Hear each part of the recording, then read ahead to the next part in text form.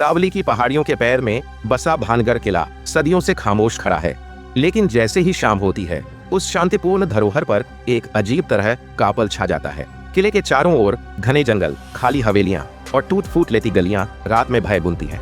यही कारण है कि भारतीय पुरातत्व सर्वेक्षण (ISI) ने किले में सूर्यास्त के बाद प्रवेश व रात भर ठहरने पर रोक लगा दी है। कहानी के अनुसार इस किले के निर्माण से पहले वहां एक साधु बाबा बालू नाथ निवास करते थे। उन्होंने राजा से कहा था कि किले की किसी भी इमारत की छाया उनके आश्रम पर नहीं पड़नी चाहिए। बाद में जब किले की ऊंचाई बढ़ी और उसके स्तंभों की छाया उस आश्रम पर पड़ी, तब उन्होंने किले पर शाप की घोषणा की।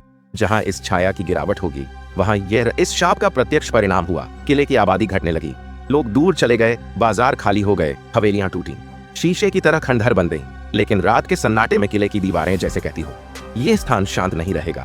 स्थानीय लोग बताते हैं कि रात में वहां प्रवेश करने वाले अक्सर सुबह लौटकर नहीं आते। ASI ने सुरक्षा कारणों के साथ साथ इन तरह के स्थानीय विश्वासों को ध्यान में रखते हुए एक चेतावनी बोर्ड लगाई है। सूर्योदय से पहले और सूर्यास्त के बाद भानगढ़ के घेरे में प्रवेश सख्त वर्जित है। कुछ लोग कहते हैं कि यह वास्तव में पैरानॉर्मल घटनाओं का परिणाम है। हल्ला गुल्ला, अजीब आवाजें, दरवाजों का अपने आप खुलना। अन्य लोग कहते हैं कि यह जंगल खंडार के कारण वन्य जीवों, अंधेरे गलियारों और खतरनाक रास्तों का परिणाम है। किले की उत्तरी ओर एक बिंदु से गहरी घाटी शुरू होती है, जहां रात के समय सिहरन महसूस होती है। वहां से निकलने वाला झोंका ऐसा लगता है जैसे पुराने वजूदों की आवाजें हो। किले में बचे खंडहर, टूटे हाल, चौकियां जिन्हें छोड़कर लोग चले गए। तो रात क्यों डूबती है? भानगढ़ के लिए रात सिर्फ समय का परिवर्तन नहीं, बल्कि एक परिवर्तन चक्र है। रात के होने पर किले की शक्ति मुद्रित होती है, यादें जाग उठती हैं और जो दिन में बंद हो जाता है रात में खुलने लगता है।